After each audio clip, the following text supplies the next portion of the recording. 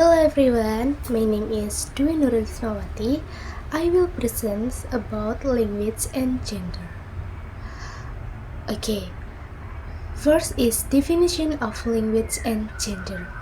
Language and gender is a field of study in sociolinguistics that studies how sex or gender influence the way a person uses language, its word choice, speaking style, intonation, form, and politeness, and participation in conversation. The focus is not just on biological woman versus men, but the social role of gender in society. And the next slide is why language and gender are important in sociolinguistics. And the first, language shows social identity. Gender is part of a strong identity in society. And two is revealing power relation, how stereotypes and social domination are related in language. And three is avoid linguistic discrimination, such as the perception that woman's language is weak or men's language is wrong. And four is support communication equality in school, the world of work, and digital media. And the next is theory from expert. There are four theory, and the first is Janet Holmes. Gender speech style is woman, cooperative, more question, and positive politeness. And two is Wardog is language variation and social factor. Language difference arise because of the social roles of gender in society. And three is Peter Tractile is dialect and gender in variation, men more non-standard to show masculinity.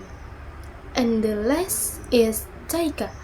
Language and social behavior is language difference are not biological but taught by culture from childhood.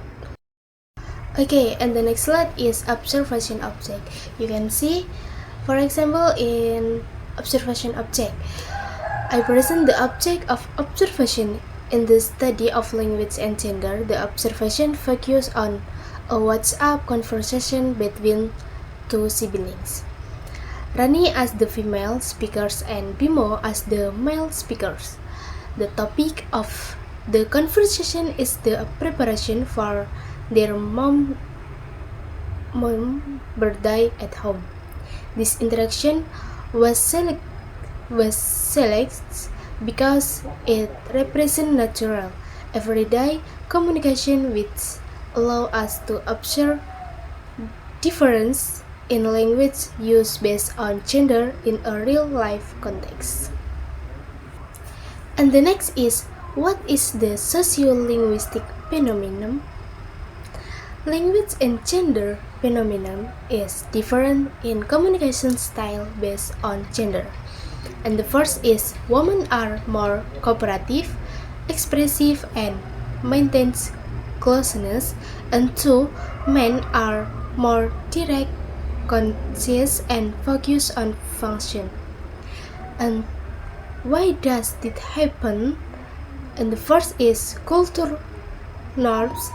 Women play the role of managing social relationship. And two is social expectation.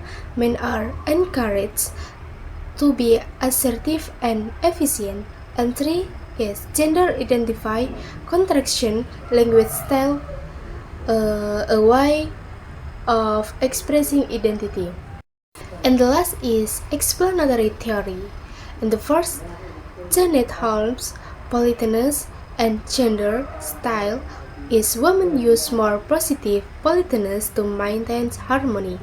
And two, Tractile is gender and status. Men use a direct style to display power or masculinity.